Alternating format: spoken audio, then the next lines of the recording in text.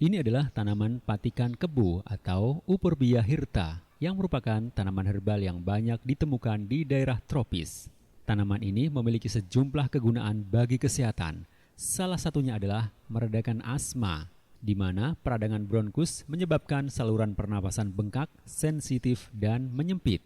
Akibatnya, pengidap asma mengalami gangguan berupa kesulitan bernafas, mengi, dan batuk. Tanaman patikan kebu ini bisa membantu relaksasi bronkus sehingga pernapasan jadi lebih lega.